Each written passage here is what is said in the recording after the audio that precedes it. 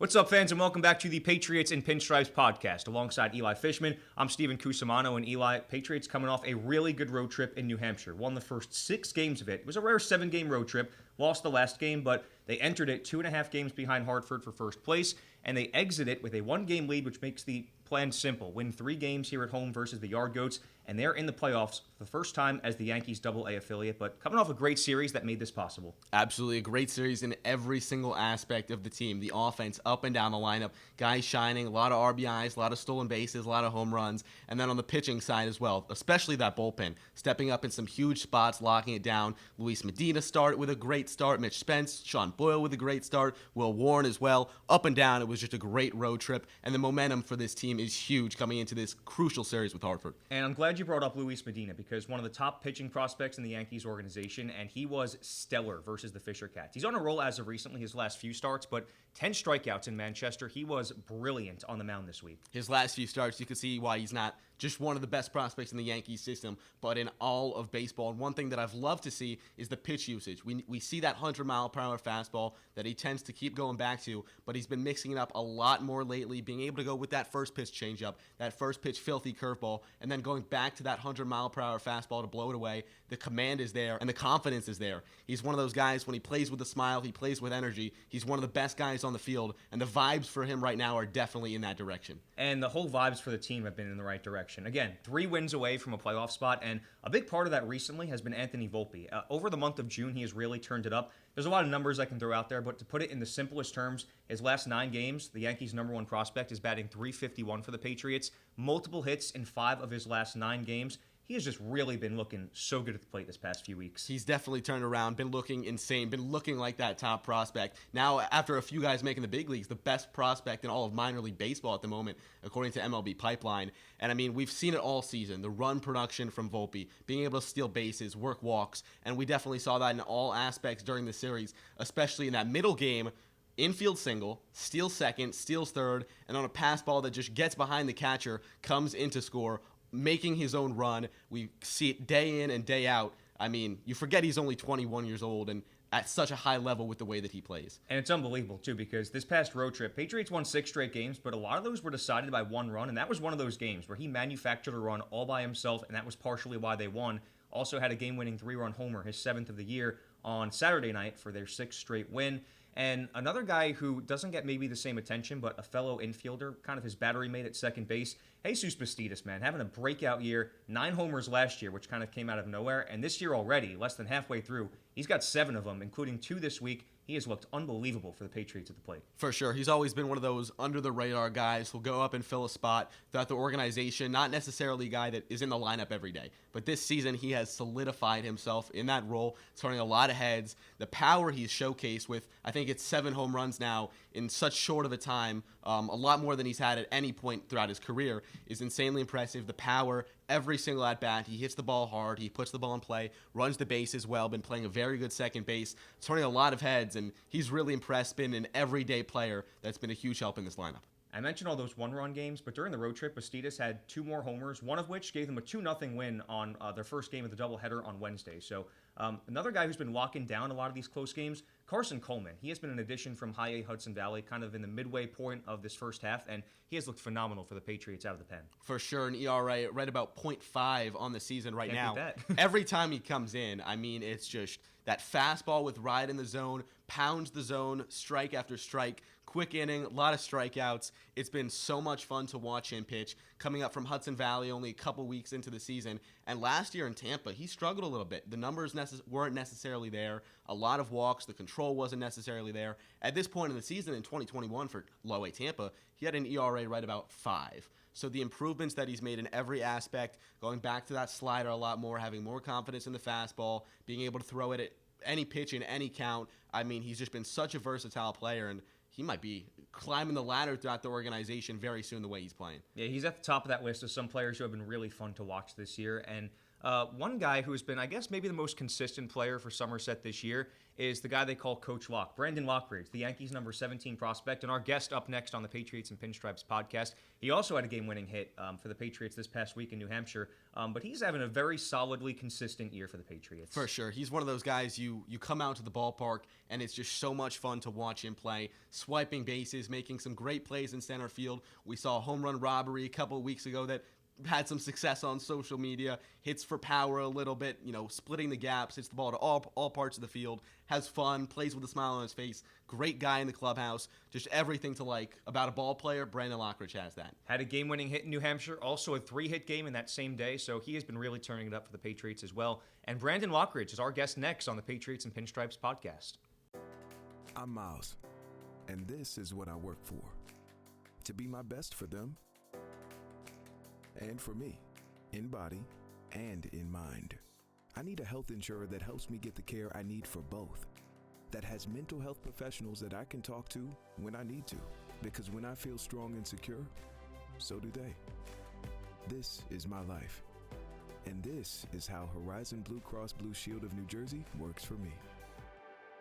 Welcome back to the Patriots and Pinstripes podcast. Alongside Eli Fishman, I'm Steven Cusumano, and with our special guest today, it's Yankees outfield prospect Brandon Lockridge. And Brandon, thank you very much for joining us today. Thanks for having me, man. It's been a very fun season, chance to clinch the playoffs this week, and 3 wins away potentially. But how would you assess the way your season personally has gone so far? It's been up and down, It's a long season. To think the first half is already over with is kind of crazy. It's kind of flown by. Numbers-wise, I wish I played better in the first half, but, we're striving for a better second half personally, but I've helped the team win some games, and at the end of the day, that's all it's about. And team-wide, one of the first things I noticed when you guys all reported here early in April and May was that a lot of you guys played together in Hudson Valley, and then you guys came up just short over there as well. But just the team chemistry of this particular group of guys, it seems like something that's been really fun to watch. But how has that been to go around every day and play with these same guys? It's a special clubhouse. Being with a lot of these guys, some of the guys I've never played with before, the way the whole team kind of meshes together, there's unbelievable team chemistry. I feel like that's an important part of a winning team, and we're obviously winning a lot of games, and it's a lot more fun when you're winning. So just doing it with a bunch of really good guys, a bunch of hard-nosed, hard workers. You know what you're going to get from guys every single day. One guy's not performing, another guy picks us up. Me and actually Dunham were talking about it. Towards the end of this last series, it's you never know who's going to be the guy that picks up the slack. To win a lot of ball games and to win a championship, that's kind of like a crucial part. Not relying on just one guy. Certain guys, whether it's the bottom of the lineup, a new guy, pinch hit situation, anything. Come up with a big play defensively. Especially, you never know what you're going to get. So yeah. What was your off season like in preparation, like coming into the season, especially with the lockout? The Rule 5 stuff. How did that prepare you? It was a weird off season. It was my first year. I lived in Tampa for the first time in the off season. Get to work out at our Yankees spring training complex. Be around a bunch of really good coaches, whether different departments all helping my game. It was an awesome year.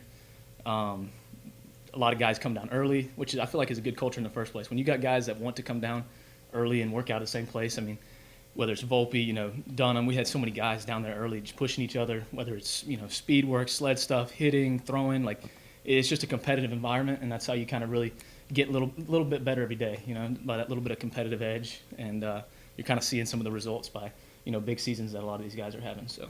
One of the other first things I noticed when you guys all reported was the nickname. Everyone calls you Coach Lock, and I think being around you for a couple months now, the reason's pretty obvious. But for the fans at home who don't know why that is your nickname, tell us a little bit about why and who started that. When did that become a thing?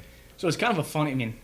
People have asked me this quite a bit. New guys that come to the team, whatever, they ask why everybody calls me that or whatever. But last year in Hudson Valley, Theo, awesome manager, awesome guy.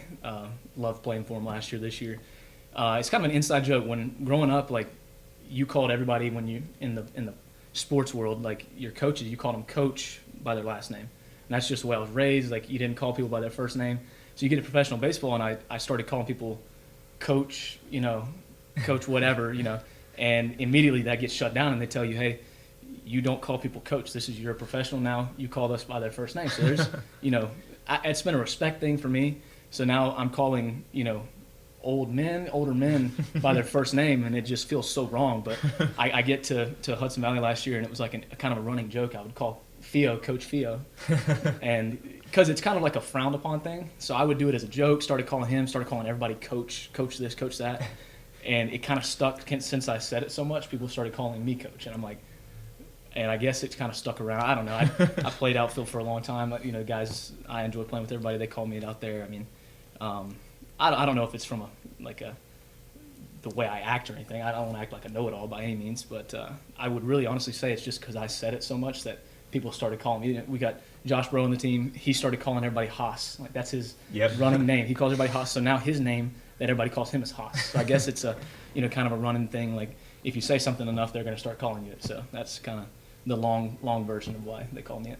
What was that like growing up in Pensacola, going about the baseball scene out there in the Panhandle, and just coming from your background? It was awesome. There's such good talent in our area, baseball-wise. Was fortunate enough to play some travel ball. Got to travel around, play the Atlanta teams, the South Florida teams. Went to Mississippi quite a few times. There's just a lot of, the Georgia, the East Cobb, Astro, that whole, all the big travel ball tournaments out of there. Just played against a bunch of really good, talented teams. Even into high school, getting to travel the state of Florida and play in a few state championship games. It was a lot of fun. And you went 32-0, it was, I think, and you guys won the championship as well. What was your life like in that sense? That success. Yeah, that was a crazy year. So I was a sophomore in high school. Started the first half of the season on JV. Our varsity team was ridiculous, obviously. They'd won a lot of games. Our center fielder at the time got hurt, went down. I was playing well in JV. They sent me up to varsity for probably the last half of the season. So got to travel to state with them, come in. Been a while, but I think it was like a pinch running situation in the state championship game, like as a little sophomore. Just happy to be there, get to travel with a bunch of talented guys that had really successful college and some professional careers.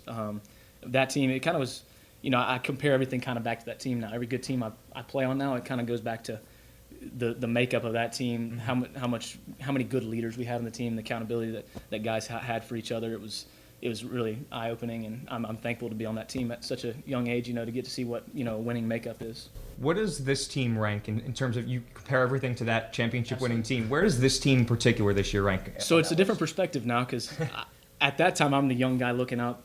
Now it's like, there's young guys. I always use Volpe as an example, like just to be one of the top leaders on the team as one of the youngest guys.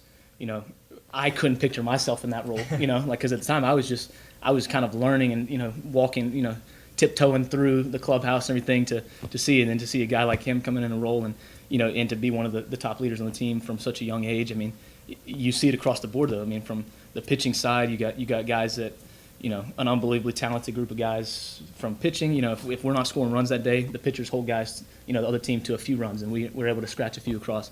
The pitchers struggle one day, it seems like we're able to come up and score some runs. So it's like, I mean, from a whole standpoint, like, you go in our locker room after a game, the feeling of winning a game and being in this locker room after a win is special. You feel like you've won a championship every day, and it's the reason, like, you have a 2:15 report day. Guys are an hour and a half early to the locker room. We're hanging around, being around each other. If there's not that good, that team camaraderie, I feel like you don't have that. And I've played with other teams that you don't see that, and it's definitely ranks to the top of what I witnessed as a sophomore in high school. I feel like that's a perfect segue to the shirt you're wearing, the Somerset Sluggers. You guys bring out all the stops in the dugout when you guys hit home runs, and tops in the league in home runs right now. You got the Polaroids, you got the Joe Burrow glasses, you got a little bit of everything in there. How did some of those traditions start? I had a chance to ask Jake about some of this. For the shades thing, like, it was, from what I understand, Max Burt and Blake Perkins, they sit there at night. They both stay at the Volpe's house, and they live in the basement or whatever, and they're sitting there watching TV one night, and I get, from what I understand, brainstorming on ideas. You see in the big leagues all these different home run celebrations, and they brought it to life. And I mean, Blake bought a Polaroid camera, got the shades from I think they're like $5 shades off Amazon, and that kind of was how it became a thing. And I mean, I think it's an incredible idea, and we've brainstormed ideas on what to do with all the pictures on the board in the locker room after the season's over with, and I don't think we've quite come to an agreement on what we're going to do yet, but it's little things like that. Like, it's small, little creative things that kind of bring everybody together, and nothing. The first thing when a ball even looks like it's going to be out of the park is someone's looking for the shades, looking for the shades in the dugout, and it's fun. It's awesome to be a part of. Growing up in the backyard, who would you model your game after?